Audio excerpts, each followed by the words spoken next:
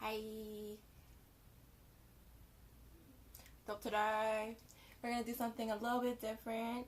I'm doing my Korean drama list.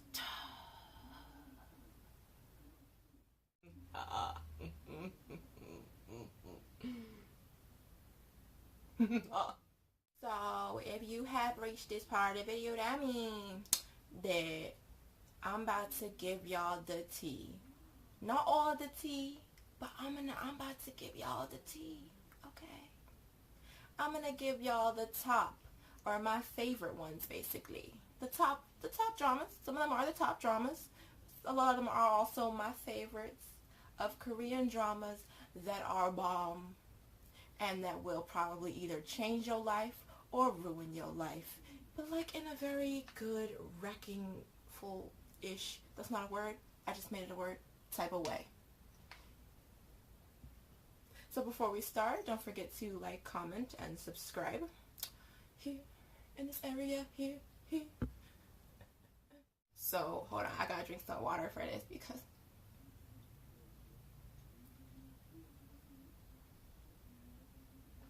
Okay, so the first drama we starting with is called Secret Garden. Rundown basically is, it's a show. It's about a businessman. And this is my favorite drama, by the way. Let me emphasize that. This is my favorite. Like, I'll watch it over and over again. I don't care. This is like the Korean drama comparison, I guess, if you had to compare it to like something American, The Notebook. Like, it's that romantic and that, like, it's gonna make you cry. It's gonna make you cry several times. Over and over again. Until you feel like you're one of the characters, type of thing. And it's about a businessman. He meets a, I guess, lower class, middle class woman.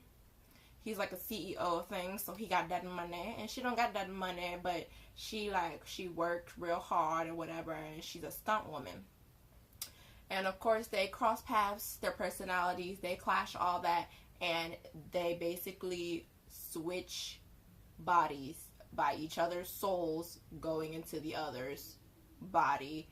And it's lit.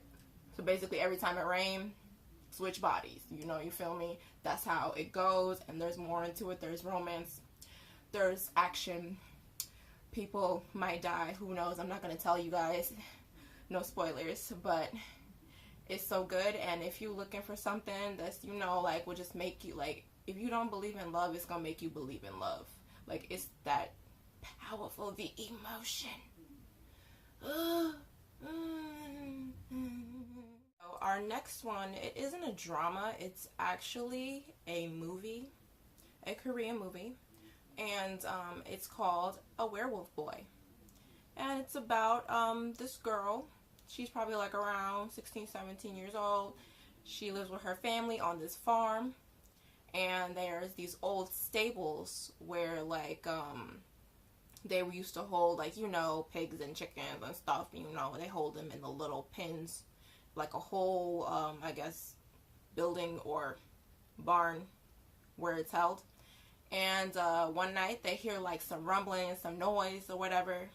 And something breaks out of that, one of the stalls, like one of the stalls in the end of the hallway, this long hallway. Something broke out.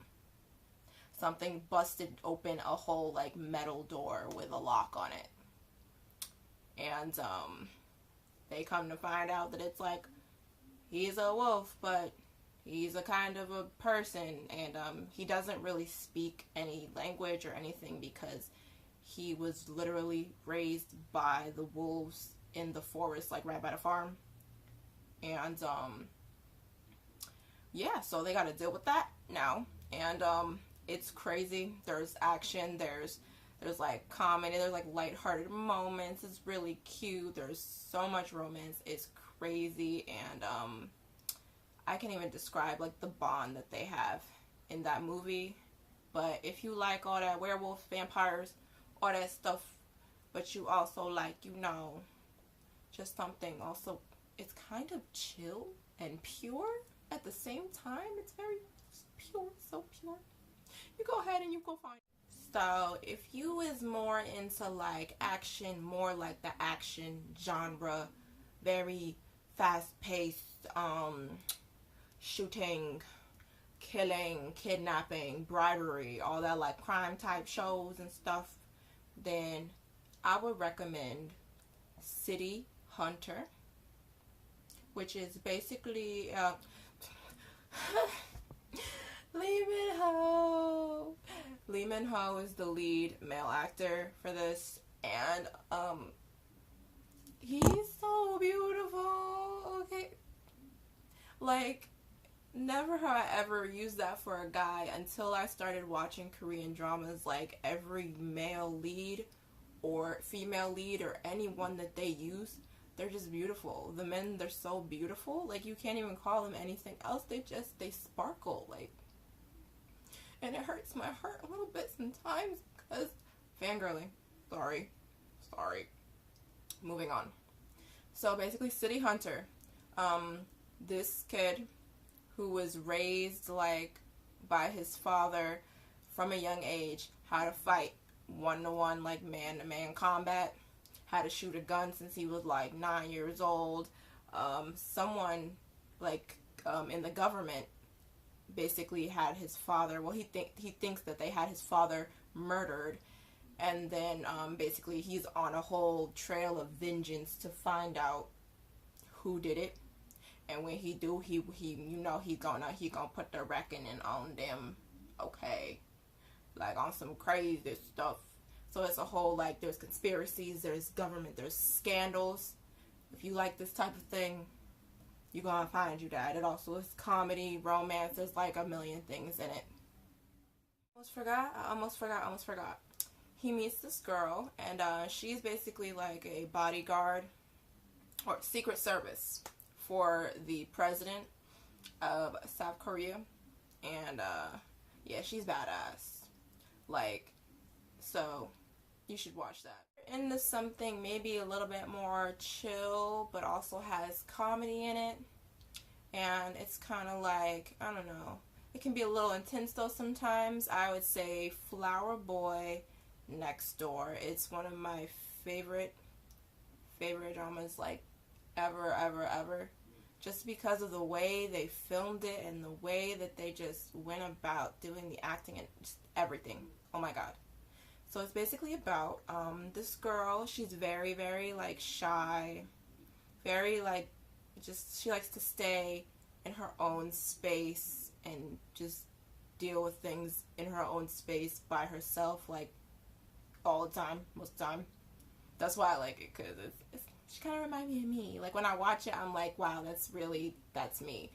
But yeah, it's about this girl. She has her own apartment, little apartment. She stays in there, and she doesn't really go outside much or anything like that. She stays inside. And then her next door neighbor, he has like the hugest crush in the world on her. It is so cute, but it's like unrequited. So it's like he is like in love with this woman that he's lived next door to for probably like a couple years now, and she doesn't know because she's super shy and she barely comes outside. But every morning he leaves like a cute little milk carton, or like some, you know how people like leave the newspaper outside. He leaves like a little milk carton with a sticky note or a drawing on it for her, like, every morning, and it is the cutest. So pure in my heart. Like, but he doesn't get the girl. That's the only spoiler I'm giving you. That's the only spoiler. Sorry, spoiler. Oop. there's another guy that comes, and then there's all kinds of guys, and there's crazy stuff going on, and you guys just need to watch.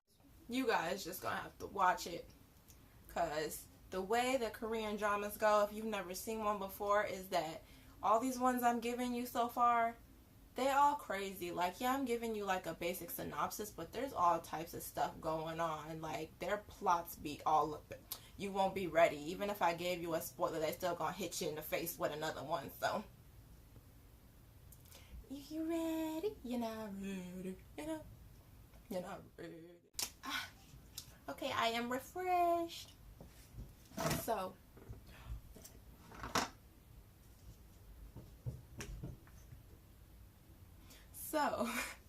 our next drama is, if you like something that's more along the lines of fantasy, but also it can have, you know, like that modern touch to it, and it changes a lot in element, I would go for My Love from Another Star.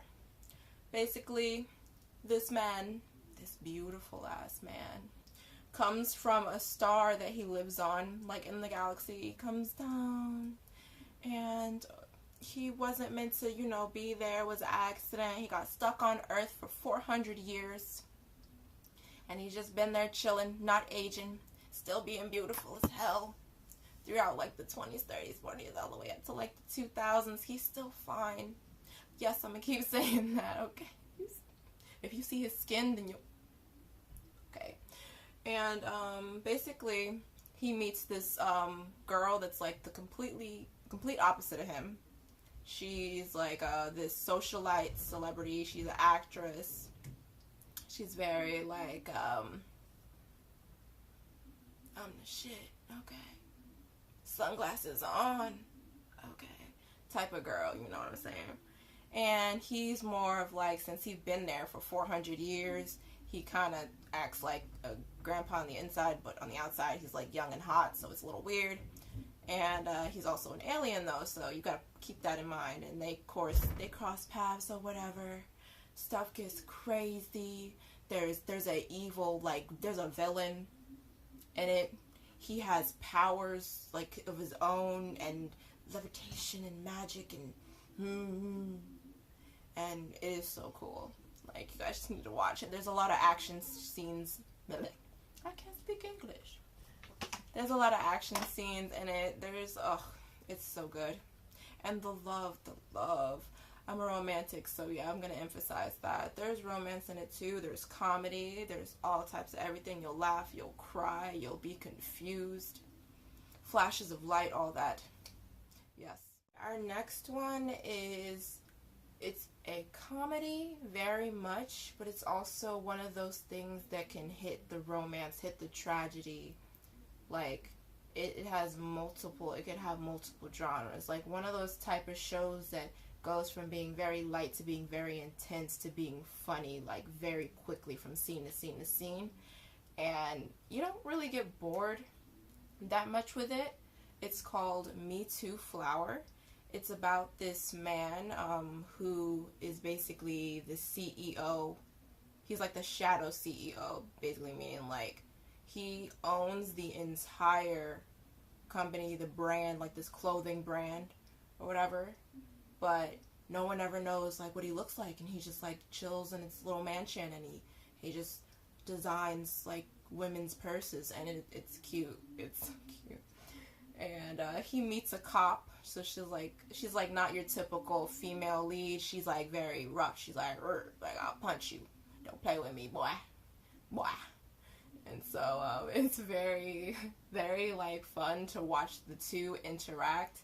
And there's also like a dark side to him as well that makes it interesting and kind of goes into the whole plot. I'm not gonna give away too much because it's just too good. Like, I can't say anything else.